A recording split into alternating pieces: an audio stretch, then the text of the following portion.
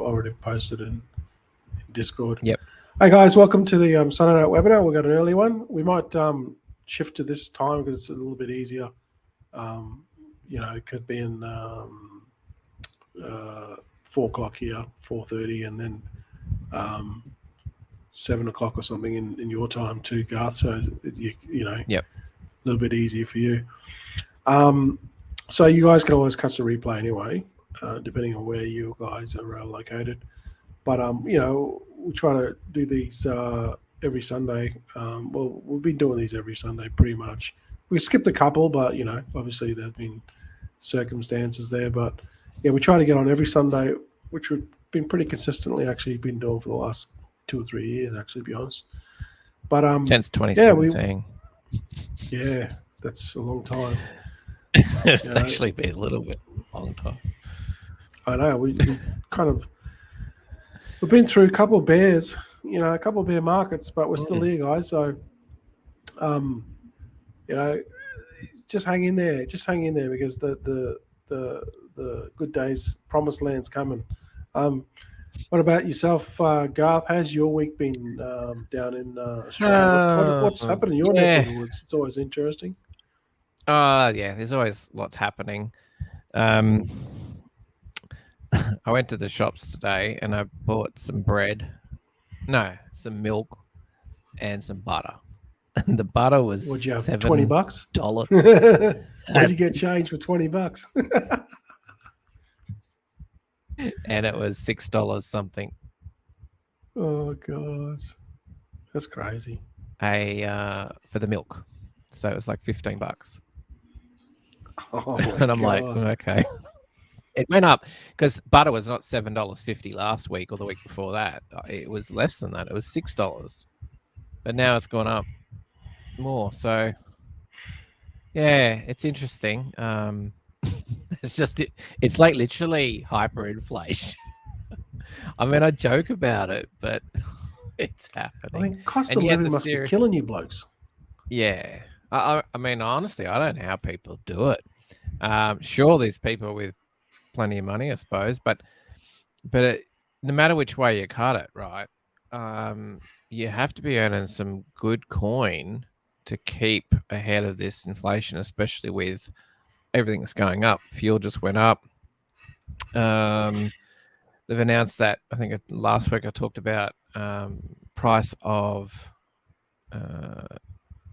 electricity was going up 25% on the next. And yeah, still $12 for tomatoes per kilo. So $12 for tomatoes. Mate, you're better off growing them. Yeah, I know. We've actually got some grown out there at the moment. $12 for tomatoes. Holy cow. Yeah. They're nice ones. They're on the vine, but even the crap ones are $8 a kilo. So yeah, and that's just one part of it. And let alone, like right now, if you want to rent a room, like share accommodation, the going rate is up here in Brisbane is like between $230 and $250 per week per room. Per room. Yeah, not per room, per person. So you can't have 2 people in a room and try and save money. Right. So that's what plus expenses. Right. That covers per person. You can't have a boyfriend, girlfriend come in and both of you live in there. Because the students would just get one room and then they just put triple, quadruple bunks. And they actually put 2 or 3 in there. This is how people I've spoken to quite a few people that have done the thing with the uni students. And usually they put 2 or 3 in a room and that's how they've managed to pay their mortgage or their rent. Because, we're now normal houses are $650 to $700. This is let alone in a Brisbane or Gold Coast. Like Gold Coast, I think, must be close to $1,000 or more per week for like a 3-bedroom or something like that. So it's pretty. And I don't even know what the prices are in a state, but they have to be huge. So yeah, I see the prices continuing to go up, and ultimately wages are not going up. So the only benefit, the people who have got running, I suppose, businesses that have got investments that go up with the price of inflation, that they'll probably do well. But any of the people earning wages, even if they're on top dollar kind of wages, it's still going to be an issue for them, because at some point cost of living is going to keep going up for them as well. So it's all relative. Yeah, that's gonna kill you. When I moved to first came to Thailand, I lived in a 1-bedroom place with the missus, and it was just like wasn't a studio, it was a 1-bedroom. So we had like just the one big, well, probably 3 by 3 meters, and that was like a lounge and TV Yep. room kind of thing, lounge in there. And then the other room was we had like a separate bedroom, which it was like a bedroom, and then at the back there was a room for the shower, and then kind of like a hallway and sort of thing in between was like a kitchen sort of thing, quite big. That was $80 a month. That's what I used to pay. Sorry, no, $80 a month. Wow. That was before we built the house, but we stayed there for a good 2 years. So, back then Bitcoin was $1,000. So It was, wasn't it? yeah, it was the good old days. 2017, 2016. Oliver says hello. How you going, Oliver? Hope you're well, mate. Hope. Hey, Oliver. What's the weather like down there in Australia? Yeah, where is Oliver again? I thought he was in Brisbane, but we'll I check don't know with where Oliver. he's from. Yeah, it's yeah. I mean, I think with crypto, it's like you just got to hang in there. It's just one of those things. I know that the Australian what do you call it? Prime Minister just secured a $1 billion contract for armored personnel vehicles. So there you go. Oh, yeah. Albanese. That's right. Yeah. Yeah, Melbourne. He went to the NATO summit and picked up a $1 billion contract. So he'll be right for the next election. Oliver says what makes me 20, funny, like what makes me laugh, is he's like claiming that he's doing it. I'm sure that the company who creates those vehicles, like, they would have submitted all this to the country. He's just taken the credit for it, I reckon. I'm just thinking, like, it's a company thing. I mean, he might have to ratify it. I don't know, but yeah, how great's that? We're exporting in what, a billion, was it? $1 billion in arms? Yeah. Well, that's the thing. They manufacture it. They're just buying it back off. Germany are just buying it back off Australia because it's a joint initiative. So they obviously need the vehicles, and they're buying it back off Australia for $1 billion. So it's good for nothing easy on Albanese. I mean, they're all the same, mate. Politicians all the same.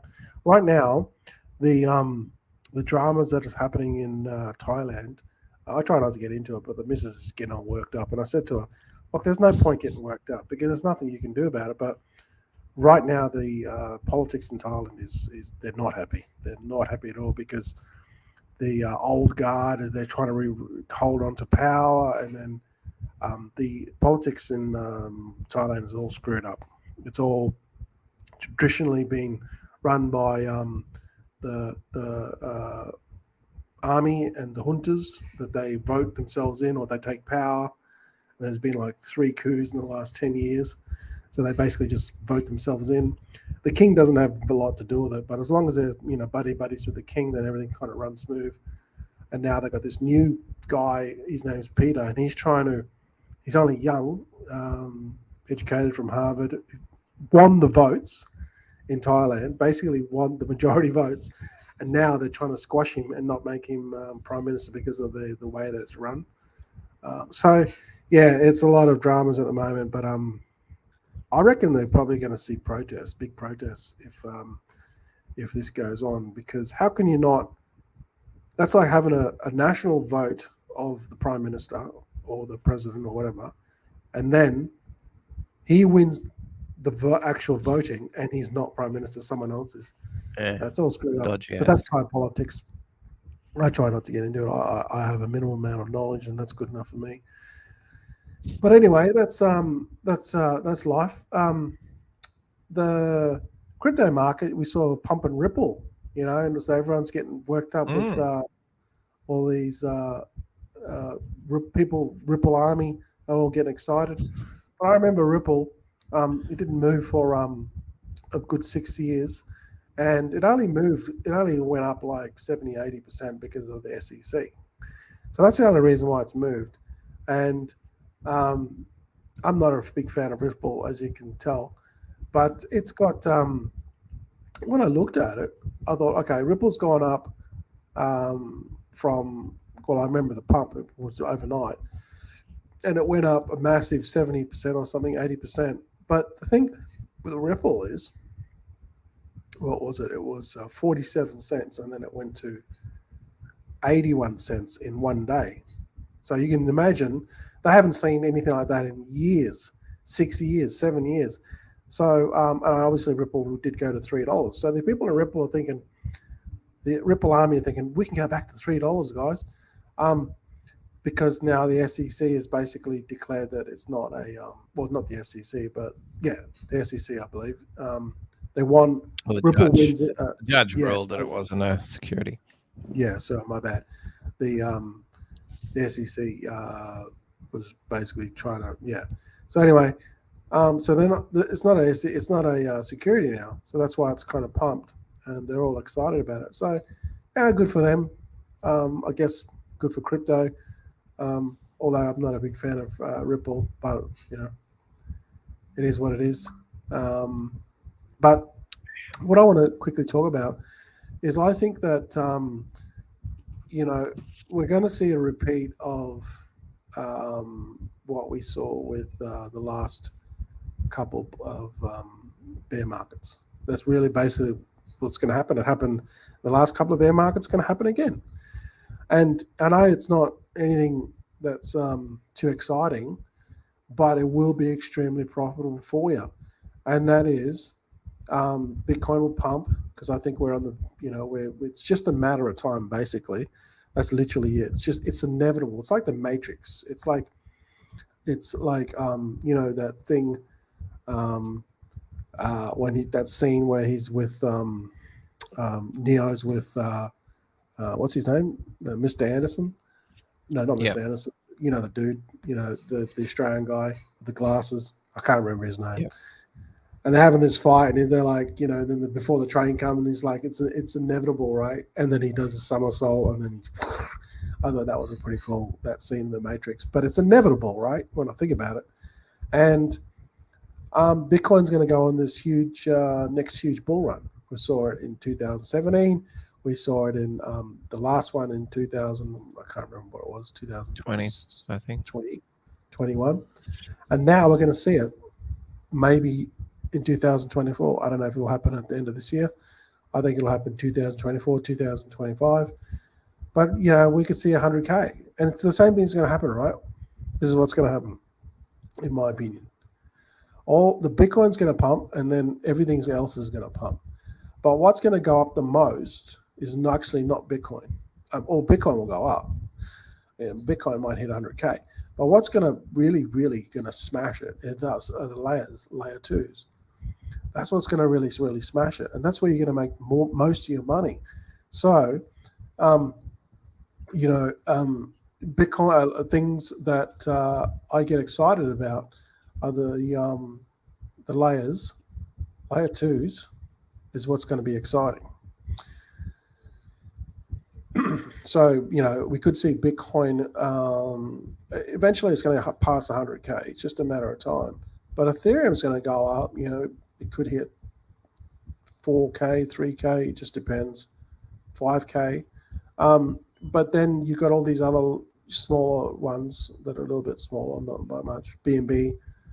BNB is going to be around. I mean, they're trying to squash him, but they're getting a lot of heat at the moment. But, it's still number 4. It's still got 38 billion, right? There's still trust there.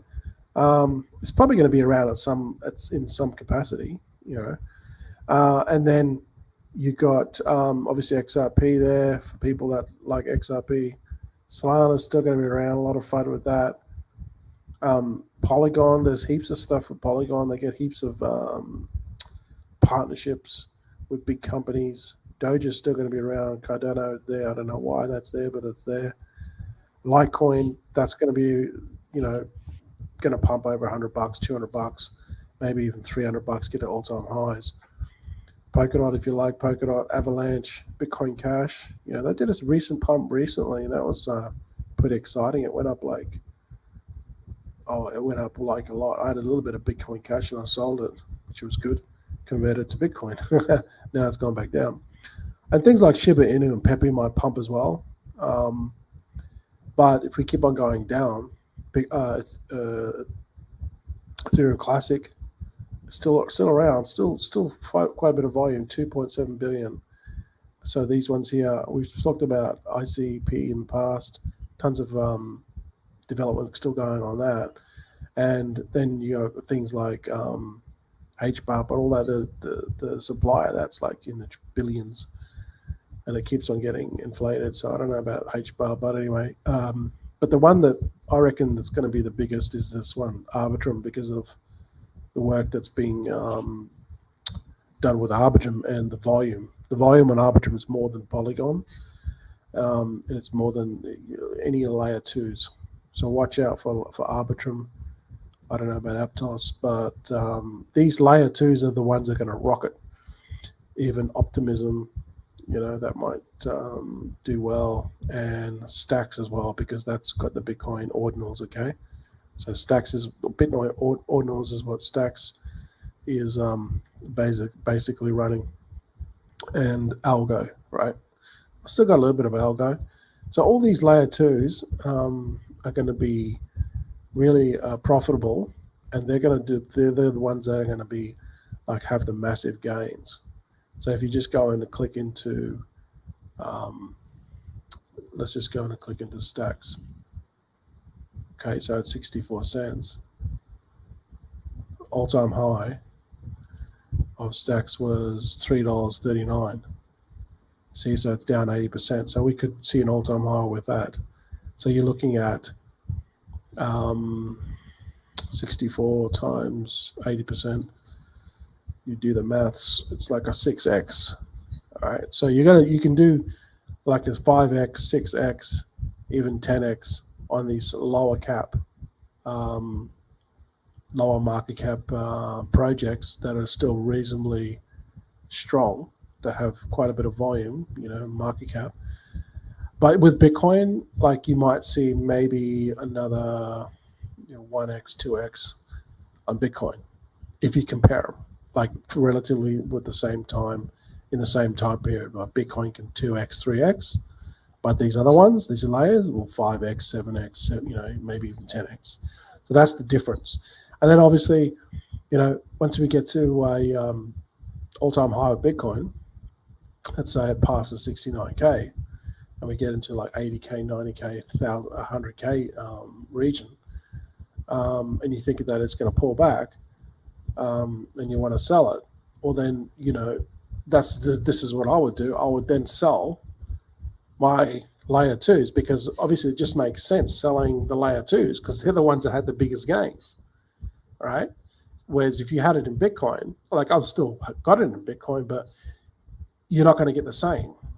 So you sell your layer twos when you think that the Bitcoin is going to, kind of had its run, because it'll pull back. It'll always pull back. And you made your really good 5x gains, 6x, 5x, 4x gains, or whatever in your layer twos. Sell them and then get back into Bitcoin. I'll get back into a USD, like a stable coin, right? And then once Bitcoin eventually reaches its all-time highs and pulls back, eventually it will. It always does. And then go back and then buy your either buy back your layer twos or buy back more Bitcoin. That would be the logical way to do it if you're into buying and selling. Because if you look at the chart here, just look at the historically, it's always pumped and then pulled back, right? And then pumped, pulled back, pumped even more here, then it pulled back. So it just tells you that, it just makes logic sense that once it pumps, at some point, it can't just keep on going to, obscene levels. It's going to pull back. So that's what you do, right? That's what I'm going to do. I'm just going to buy some of these smaller coins here and just make the profit on them and then sell the profit and then get back into Bitcoin. That's just my thoughts on the coming bull run. But I mean, we could be some time away from that. Obviously, the major question is, when is this going to happen? I think it's going to happen 2024. That's when I think the next bull run will come. And we've got a Bitcoin halving as well. So we've got a Litecoin halving, all right, coming very soon. It's like 18 days, I think. So just Litecoin halving, it's just basically like Bitcoin, it halves. And not really a lot happens from a what's the word? From the mechanics of the actual tokenomics, nothing happens. What happens is it could pump from the people that are kind of optimistic. I think the word sentiment. So just be aware that Litecoin is coming. Litecoin halving is coming in about 20 days. So we'll see what happens. And obviously Dogecoin is on Litecoin. So Dogecoin is basically a halving of a copy of Litecoin. They run on the script algorithm, and Litecoin was originally forked from Bitcoin. Okay, so that's how that works. And also the Bitcoin halving is next year. It's going to be very exciting. I mean, it's going to be exciting for me in terms of it's just another milestone that Bitcoin will hit. But traditionally, nothing really happens because what happens with the Bitcoin halving is it just halves. So here it is here, right?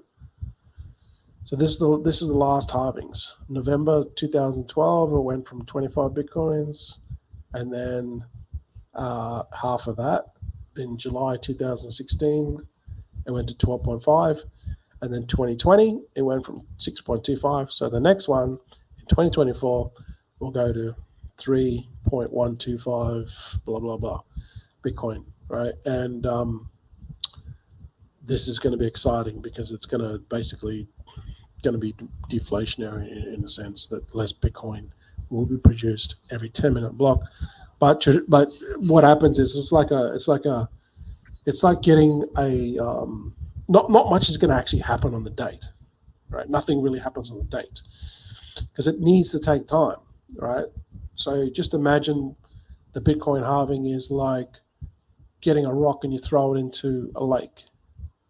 What happens is the rock then hits the water, right? Assuming that you've thrown it in the middle of the lake and the lake is not that big. Then the ripples start to happen, and then it takes time for the ripples to get to the shore, right? That's what happens with a Bitcoin halving. It takes time for that block to now like half and everyone's getting less. And then it takes time to basically marinate for it to, go through the ecosystem and affect the market cap and everything else that it's all attached to. And then usually that happens about 6 to 12 months later. Then we see like a really big pump. So that's why I think we could see a massive bull run by the end of 2024. Maybe sooner. I don't know. We'll see. So exciting times ahead, Garth. Exciting times ahead. I agree. I wanted to add to what you talked about there. You were talking about some of the layer 2s. So I thought I'll just share my screen. Okay, can you see that? Yep. Yeah, so we're on DeFi Llama. We're looking at volume under chains. This is the volume, and look who's on the leaderboard. Ethereum is number 1, followed by Binance Smart Chain, and number 3 position is Arbitrum. So if you have a look, Ethereum's got 7.67 volume in 7 days. Binance Smart Chain 2.3, and Arbitrum 2. So it's nearly bigger than Binance Smart Chain, which is really interesting. And also the weekly change has increased quite considerably. And then you can see Solana, Polygon, Avalanche. But have a look at the difference in the volumes. So 2 billion for Arbitrum, but Solana is 661. Polygon's about 1 billion. That's not too bad. Avalanche 456, and they go down from there. So you can see that Arbitrum really made a big difference and is holding its own against these other, I suppose. Well, these are level 1s, but Arbitrum level 2 or layer 2. Sorry. So yeah, and it's doing extremely well against these others. Obviously, the way it works, it just works. The platform. So that's doing really well. And there was some news I wanted to talk about. I always like to talk Actually, about just before you go there, yeah. So yeah, if you go back to the other last screen, you could just look at this and just go, "Yep, this is your layer 2s, or these are your secondary options." Ethereum, this is like a logical based off volume.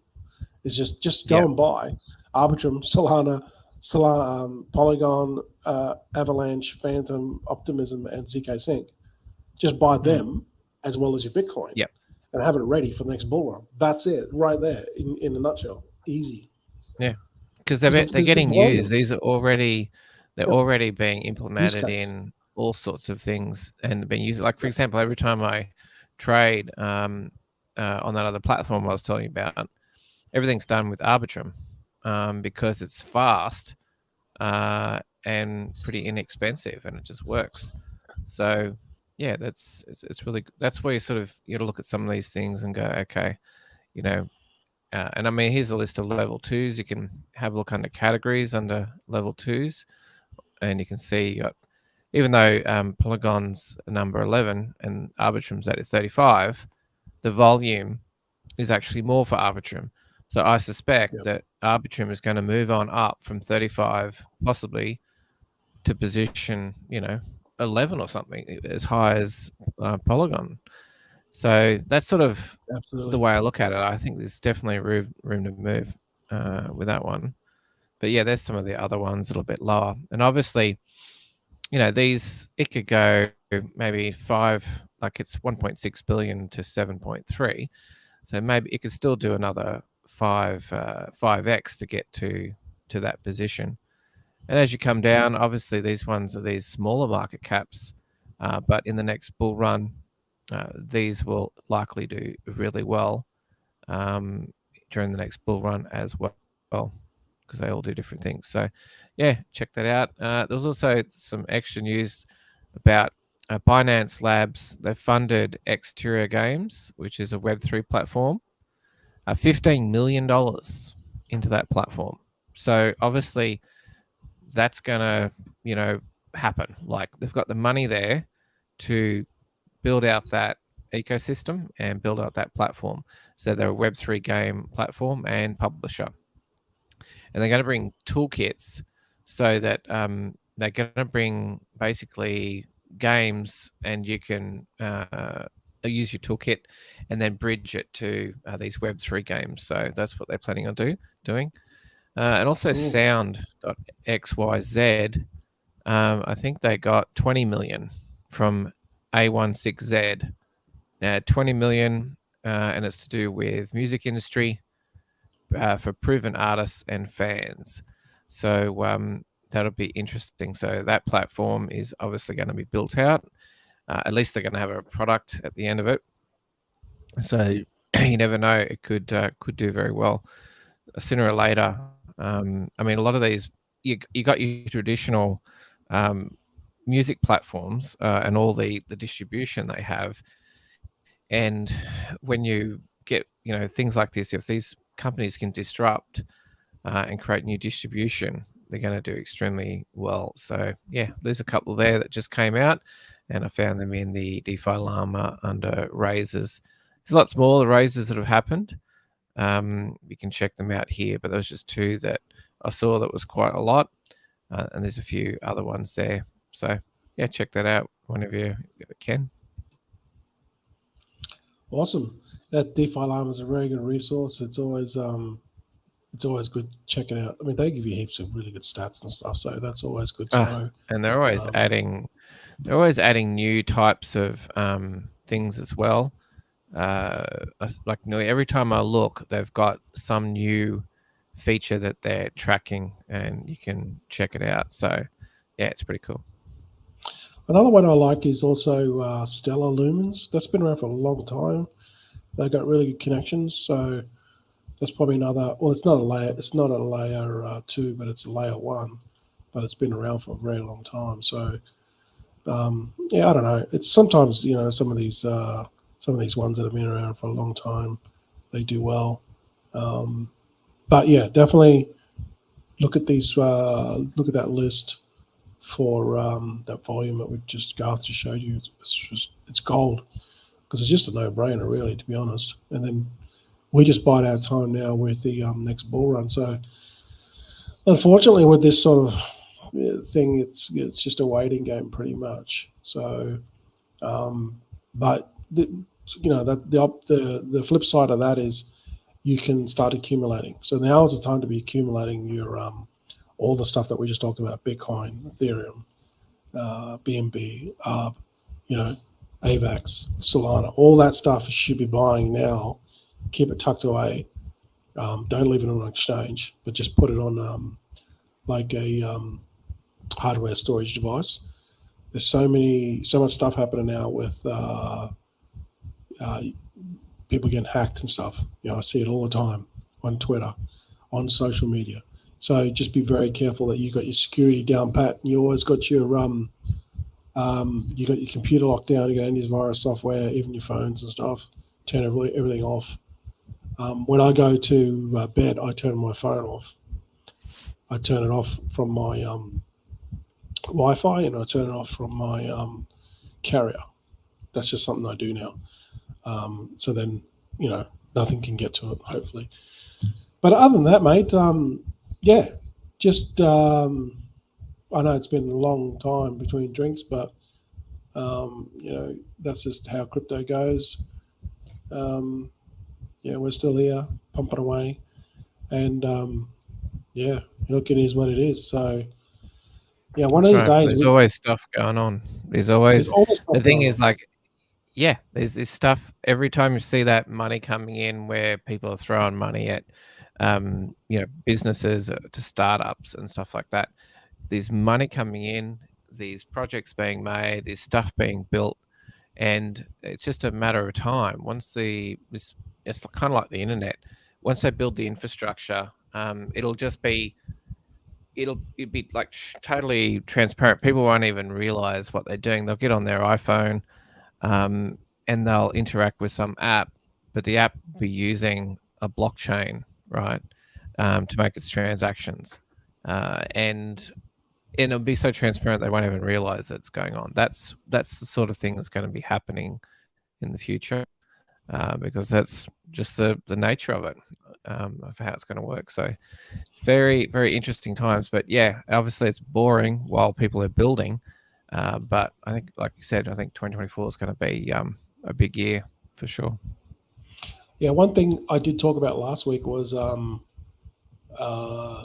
I kind of gave you this big story about the world, and I know it's kind of long-winded, but I kind of elaborated on it. But what I was kind of getting at was there's certain things that got to happen in the world, right, for people to then turn to crypto, because right now it's not a necessity, but it will become a necessity at one point. There's always going to be banks. But what I basically alluded to, without getting it too long-winded, is I basically talked about the economic changes of what's happening in the world now with, the basically all the shit that's happening in the world, right? If you kind of condense it and you look at all the different factors, you can tell that Russia's screwed. There's a war going on. There's dominance with what's happening with the in through China and with Taiwan. China are now basically screwed because now they can't get cheap labor, and that is affecting their economy because now they've basically lifted up their whole economy through the growth of how we've been feeding China and basically buying all of the shit. Once America closed all their factories and brought all their economic power, and basically gave, and so did Germany and Europe, basically gave all the technology to China and say, produce us that shit and then give us the stuff cheaper so then we can sell it cheaper. That's basically what happened in the 1950s. Now China is screwed because the whole economy is like, well, we can't produce cheap shit now. This is what's going to happen. I reckon it's going to happen in crypto, right? So China basically banned crypto. Well, they've kind of like made new laws in Hong Kong, but it's still technically banned in China, crypto. So you've got this economic class of people that are now pretty savvy, and they would buy it unless they can't buy it because the government won't let them, right? Because they're scared. But what they're doing is China are now moving or they've already been doing this for the last decade, or maybe less. Certainly in the last 5 years, they've now doing the same thing that they're doing with America. Now they're moving all the machines that they've basically got all the technology and the know-how from America. Now they're bringing it into Africa, right? Now Africa is the biggest. If you look at growth of crypto, Nigeria is the biggest growth of crypto, and then you got multiple other different countries. So this is what's going to happen in Africa. It's going to take a while, but Africa are now going to bring themselves out of poverty through saying what China did, manufacturing. But what they're going to do, how they're going to do it, is through obviously manufacturing through cheap labor. But Africa they're going to be the world's food. They're going to be the world's food producers. No longer is China. They can't produce stuff because Africa's got the soil. So they're going to be the ones, and if they don't screw it up, obviously, they're the ones that they're going to lift themselves up. But the difference with Africa is they're not run by one country, a totalitarian. They're run by 52 different countries, I think it is, in Africa. And once they get out of poverty and start, cruising around in flashy cars and have their own brick house like they do in China, they're going to become crypto savvy, and then they're going to have this generation that will have expendable cash, just like they do now in China. They're going to be buying all this crypto up because they realize they're just going to be like, hey, this is our time. We're going to be buying crypto. And I think that's when we're going to see Bitcoin get to like millions, in the multi-millions, because all these Africans, they got the coin, and they've now moved up in society, and now it's going to be the breadbasket of economy. It's all going to happen in Africa. It's done in China now. It's all going to happen in Africa. And the biggest thing with Africa is they've got the cheap labor and they got the soil, right? And they can produce the food because the economy of the world is now getting bigger and bigger. We're going to get to like 10 billion people in only like 2030 or something. So the world keeps on producing more people, and the amount of people that need to be fed, right? The food's going to be produced somewhere. It's going to be produced in Africa, right? And here's another thing too. I know we're crypto people, right? But Bitcoin is not going to be the most valuable resource or asset in the world. In my opinion, it's not. You know what it's going to be? I know, this is crazy. We're crypto people. Have a guess, Garth? All right. All right, I'm going to say water. Spot on. Absolutely right. It's going to be water. Because Africa water is going to be more valuable. needs water. anything Yep. is going to be water. Yep. So, but that like, we're good for like the next probably till we die. But Yeah. it's already happening now. So Bitcoin's still going to be very valuable. Don't worry, we'll get our piece of that. But it's going to be water. That's going to be that's where the gold is. So just a lot of things. Just what I'm saying is a lot of things are going to happen. That it's just going to happen. It's just bound to happen, and it's inevitable. And so we're in a really good place, but it's just going to take some time. So we're just going to sit back, get our crypto, and just watch it all happen. So anyway, 100%. yeah. So get excited, guys. Get excited. But anyway, other than that, mate, I think we've had a good little session, Yeah, and we'll we'll try to wrap it keep up. it short and sweet. Yeah. Other than that, if Yeah, you haven't for got anything sure. else, we might call it a night. No, that's all I wanted to cover tonight. Just keep it brief, and we'll go from there. Yeah. Cool. All right, guys. We'll see you back next week, and have a good week. See you guys. Bye. Yeah.